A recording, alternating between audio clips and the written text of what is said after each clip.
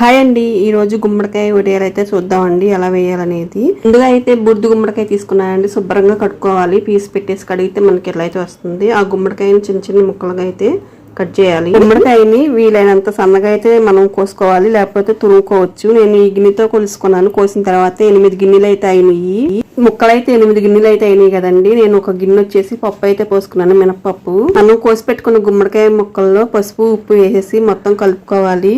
కలిపిన ముక్కల్ని ఒక క్లాత్ లో అయితే వేసి మూట కట్టేసి నీరంతా వడిలే వరకు నైట్ అలా ఉంచాలి. తెల్లారి పప్పు కడిగేసి గ్రైండర్ అయితే వేసుకోవాలి. మిక్సీ జార్ లో అల్లం, పచ్చిమిరపకాయ, వెల్లుల్లిపాయ అయితే మిక్సీ పట్టుకున్నాను. చూడండి, తెల్లారికి ముక్కలు అయితే ఇట్లా పొడిలాడుతా వచ్చినాయి. రుబ్బి పెట్టుకున్న పిండిలో అయితే ఈ ముక్కలన్నీ వేసేసి అల్లం వెల్లుల్లిపాయ పేస్ట్ వేసి చక్కగా కలుపుకోవాలి. మొత్తం కలిసే వరకు ఇలా అయితే ఉంటుంది. తర్వాత ఒక క్లాత్ మీద గానీ ఒక పాలిథిన్ కవర్ మీద గానీ మనం వడియాలు అయితే పట్టుకోవటమేను. చాలా టేస్టీగా ఉంటాయి. ఆరోగ్యానికి కూడా చాలా హెల్దీ. ఈ వడియాలు అయితే ఒక రోజు కాదండి 2 రోజులు పట్టిద్ది అంతకి. వీడియో నచ్చితే లైక్ చేసి షేర్ చేసి సబ్స్క్రైబ్ అయితే చేసుకోండి.